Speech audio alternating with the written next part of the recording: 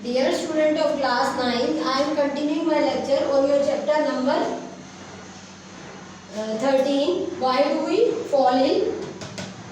ठीक है, इसमें मैं आपको आज बताऊंगी what are the means of spread. आपके मीन्स ऑफ स्प्रेड कैसे डिसीज जो होती है वो एक पर्सन से दूसरे पर्सन पे कैरी ओवर हो जाती है. मतलब पैथोजन एक बॉडी के अंदर जो एंटर कर चुका है वो दूसरी की बॉडी में कैसे एंटर करेगा और डिसीज कॉज करेगा. What are the means of spread. देखो मीन्स ऑफ स्प्रेड में हमारे air, water, sexual contact through vector. By air से होने वाली कौन कौन सी डिसीजेज है जो एयर के थ्रू स्प्रेड होती है हमारी? Common cold, pneumonia, tuberculosis. ये डिसीजेज हमारी एयर के थ्रू कैसे स्प्रेड होती हैं? जैसे सपोज एक पर्सन को कोल्ड है, ठीक है, वो स्नीजिंग कफिंग कर रहा है, तो स्नीजिंग कफिंग करेगा तो उसके माउथ से जो वाटर ड्रॉपलेट होंगे वो ऑटोमेटिकली क्या होगा? एयर का पार्ट बनेगा. और जो उस एरिया में खड़ा हुआ है क्लोज बाय उस पर्सन के, ब्रीथिंग के दौरान जो होगा वो ड्रॉपलेट में जो पैथोजन है वो अनहेल्दी पर्सन से जो एयर में गया, एयर से हेल्दी पर्सन में एंटर कर गया. तो by air common cold, pneumonia, tuberculosis के पैथोजन जो है वो इजीली कैरी ओवर हो जाते हैं. ठीक है. बाय वाटर से होने वाली डिसीज कौन सी है? मतलब वाटर के थ्रू जो हमारा पैथोजन कैरी ओवर होता है from unhealthy person to healthy person, तो वो डिसीज है हमारी कोलरा. ठीक है. ये होता है बाय कॉन्टेमिनेटेड वाटर. कैसे? जैसे अगर एक पर्सन है उसके गट में ये गट डिसीज है कोलरा, ठीक है, और उसका एक्सक्रीटा जो है, अगर वो वाटर का पार्ट बन गया है और ड्रिंकिंग वाटर सप्लाई में, ठीक है, ड्यू टू द ब्रेकेज, ठीक है, लीकेज, कोई भी रीजन हो सकता है, अगर वो जो एक्सक्रीटा है वो पाइपलाइन में, वाटर पाइपलाइन का पार्ट बन जाता है, मतलब पानी में मिक्स हो जाता है एक्सक्रीटा, तो जो भी उस पानी को, कंटेमिनेटेड वाटर को कंज्यूम करेगा उसको ये डिसीज हो जाएगी. ठीक है. तो इस तरह से अनहेल्दी पर्सन का पैथोजन जो है वो हेल्दी पर्सन में कैरी ओवर हो गया. Next is sexual contact. Sexual contact से होने वाली डिसीजेस कौन सी है जो स्प्रेड होती है? वो है हमारी एड्स, सिफिलिस. ठीक है. एड्स में क्या होता है? जैसे अगर एक मेल और फीमेल जो है वो सेक्सुअल इंटरेक्शन करते हैं, ठीक है, अगर एक पर्सन को एड्स है तो दूसरे पर्सन को भी, मतलब मेल को है तो फीमेल को हो जाएगी, फीमेल को है तो मेल को हो जाएगी, बाय सेक्सुअल कांटेक्ट ओनली. ठीक है. इसमें हमारा सेक्सुअल कांटेक्ट का मतलब सेक्सुअल कांटेक्ट ही है, फिजिकल कांटेक्ट नहीं है. जैसे अगर आप किसी को हैंडशेक करते हो, हग करते हो, है ना, तो वो एड्स कैरी ओवर नहीं हो सकता. ठीक है. ओनली सेक्सुअल इंटरेक्शन के केस में ही एड्स कैरी ओवर होता है पैथोजन. और एड्स का पैथोजन है कौन सा? HIV virus. ठीक है. AIDS is the disease and HIV is the virus which cause AIDS.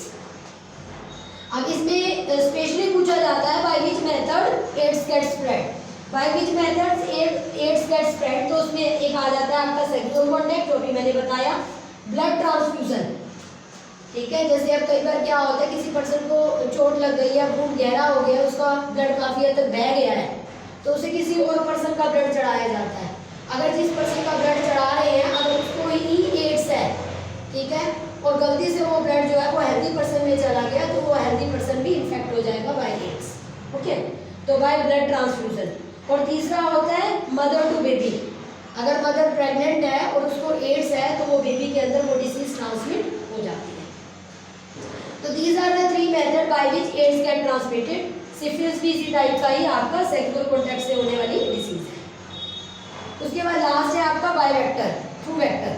अब पहले बताओ जी वेक्टर होता क्या? इसमें जो डिसीजेज हैं जो होती हैं थ्रू वेक्टर, वो है मलेरिया, डेंगू एक्सेट्रा. देखो पहले वेक्टर होता क्या है? वेक्टर वो एनिमल होता है जो पैथोजन को कैरी करता है for infected person to healthy person. मतलब उस एनिमल के अपने अंदर वो डिसीज कॉजिंग पैथोजन प्रेजेंट नहीं है.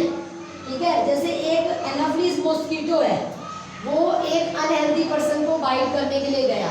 ठीक है. ये जो मॉस्किटोज होते हैं ये किस पे फीड करते हैं? हमारे ब्लड पे फीड करते हैं, हमारा ब्लड चूसते हैं.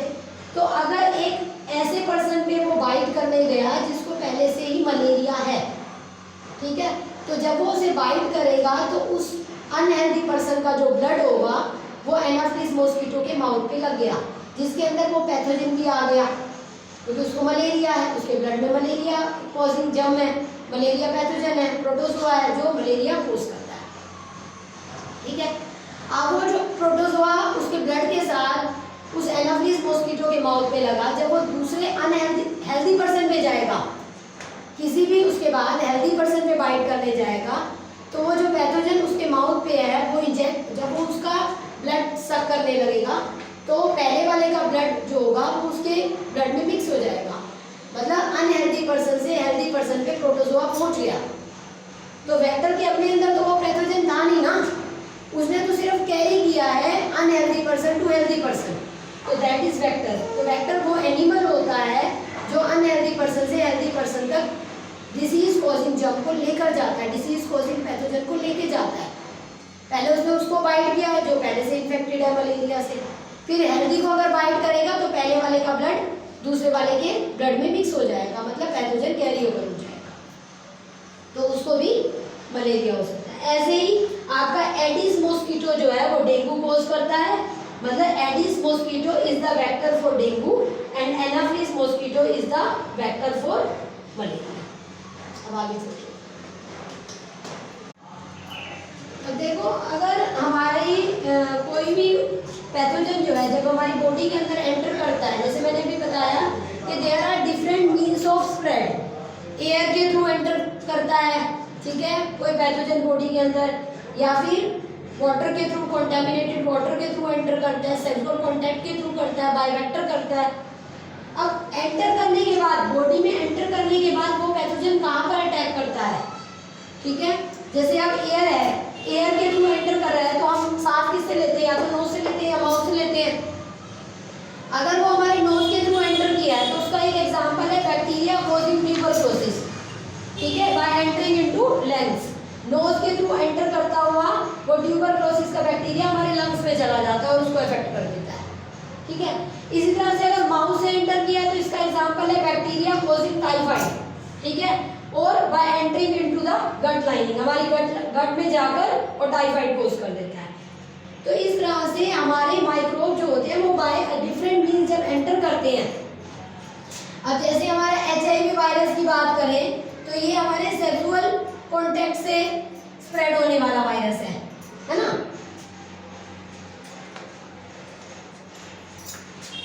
ठीक है। HIV वायरस जो है हमारा, जो कि हमारा एड्स कोज करता है, HIV वायरस वो एंटर करता है थ्रू सेक्सुअल ऑर्गन्स, ठीक है, सेक्सुअल ऑर्गन्स के थ्रू वो हमारी बॉडी के अंदर आता है और पूरे लिम्फ नोड्स में स्प्रेड हो जाता है, ठीक है, और पूरी बॉडी को वीकन कर देता है। अब इसको मैं आगे एक्सप्लेन करूंगी कि HIV वायरस जो है it is not a disease, it is considered to be a syndrome, और इसको हम डिसीज ना बोल के सिंड्रोम क्यों बोलते हैं, ठीक है, एड्स को। और HIV वो वायरस है जो आपका एड्स कोज करता है और एंटर कहाँ करता है, थ्रू सेक्सुअल ऑर्गन्स, बताया था भाई, सेक्सुअल इंटरेक्शन जो है ये बॉडी के अंदर एंटर करता है और फिर सारे लिम्फ नोड्स में हमारे फैल जाता है। जैसे हमारा ब्लड ट्रांसपोर्टेशन का काम करता है ना, ऐसे ही हमारा लिम्फ जो है, ठीक है, लिम्फ जो है ये भी हमारा ट्रांसपोर्टेशन का काम करता है हमारी बॉडी के अंदर, और ब्लड का ही एक तरह से पार्ट होके एक अलग चीज बना देता है जिसे हम लिम्फ बोलते हैं, आगे की क्लासेस में आएगा आपका। इसका काम भी मेन वही ट्रांसपोर्टेशन कोज करता है, ठीक है। अब अगर हम बात करें मलेरिया कॉजिंग प्रोटोजोआ की, तो ये हमारा एंटर किसके थ्रू करते हैं, मॉस्किटो बाइट से। अभी मैंने बताया था वेक्टर से होने वाली डिसीजेस, मतलब जो वेक्टर से स्प्रेड होने वाले डिसीजेस हैं लाइक मलेरिया, ठीक है, वो कहाँ जाता है, हमारा प्रोटोजोआ लीवर में जाता है और फिर ब्लड सेल्स को अटैक करता है, ठीक है, लीवर में जाकर लीवर में एंटर करने के बाद ब्लड सेल्स को अटैक कर देता है। तो ये हमारा हो गया थ्रू वेक्टर, ठीक है ना।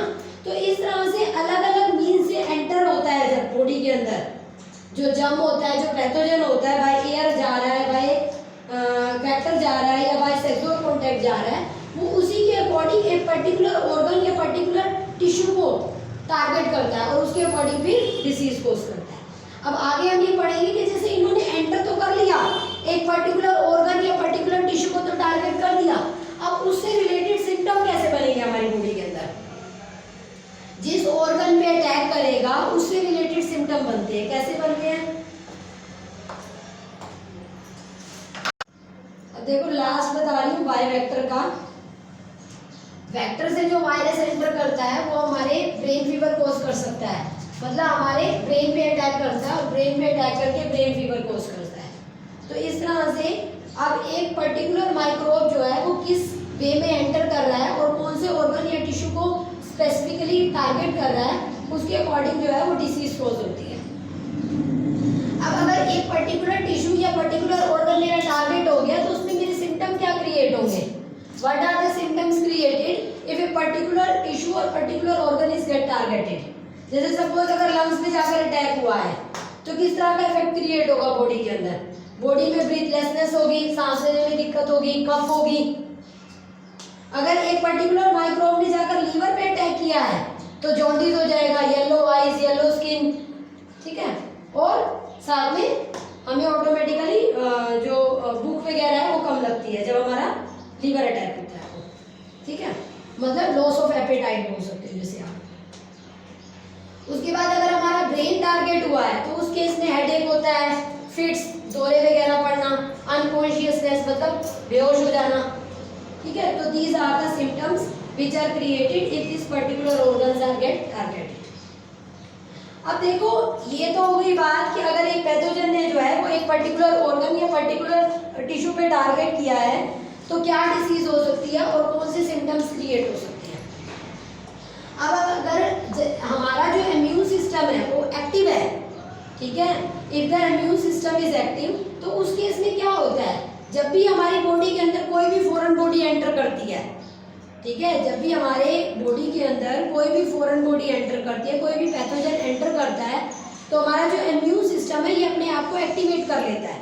और हमारा इम्यून सिस्टम कितना एक्टिवेट होता है ये डिपेंड करता है हमारी हेल्थ के ऊपर, ठीक है।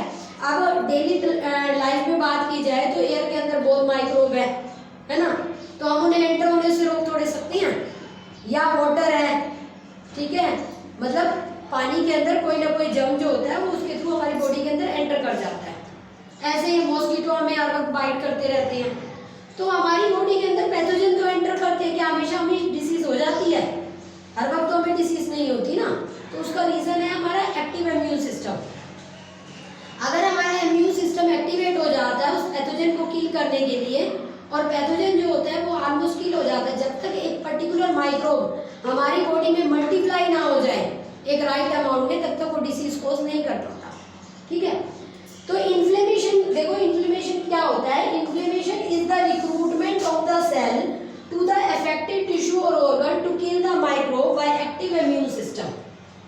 कहने का मतलब ये है कि हमारी बॉडी के अंदर एक टिश्यू एक पर्टिकुलर टिश्यू या एक पर्टिकुलर ऑर्गन में एक पैथोजन ने अटैक कर दिया, तो हमारा एक्टिव इम्यून सिस्टम क्या करेगा, ज्यादा से ज्यादा सेल्स को वहां भेज देगा ताकि उस पैथोजन को मारा जा सके, ठीक है। तो पैथोजन को मारा जा सके, हो सकता है पैथोजन किल हो जाए, ठीक है, या फिर पैथोजन किल होने से पहले मल्टीप्लाई कर जाए और डिसीज कॉज कर दे। लेकिन इसके भी कुछ इफेक्ट्स क्रिएट होते हैं जब भी हमारा इन्फ्लेमेशन होता है। इन्फ्लेमेशन का एक और एग्जांपल देती हूँ, इजी एग्जांपल। जैसे किसी फॉरेन कंट्री ने हमारी कंट्री पे अटैक कर दिया है, तो ऑटोमेटिकली जिस पार्ट पे हमें अटैक मिलेगा, हम ज़्यादा से ज़्यादा सोल्जर्स को वहीं पर ही रिक्रूट कर देंगे कि भाई वो जो बाहर से लोग आए हैं उन्हें अंदर एंटर नहीं होने देना है, उनको बाहर ही मार देना है, ठीक है, बॉर्डर पे ही मार देना है। तो इस तरह से ही हमारा एक्टिव इम्यून सिस्टम करता है। हमारा एक्टिव इम्यून सिस्टम भी तब एक्टिव हो जाता है जैसे ही कोई पैथोजन बॉडी हमारी बॉडी के अंदर एंटर करती है, ठीक है, ताकि उसको किल कर सके। अब इससे भी कुछ इफेक्ट्स क्रिएट होते हैं। उससे क्या इफेक्ट्स क्रिएट होते हैं, जनरल इफेक्ट सीन्स आर, ये एक लाइन लिख रही हूँ, उसके बाद आपका लेक्चर ओवर कर रही हूँ, ये आगे का नेक्स्ट लेक्चर में बताऊंगी। तो इसके बाद की जो लाइन है वो मैं आपको लिख के दे रही हूँ। तो general effect scene are,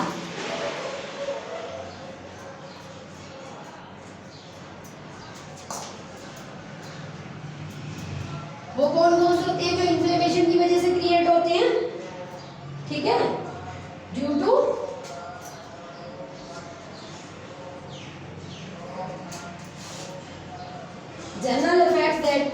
general effects are seen due to inflammation are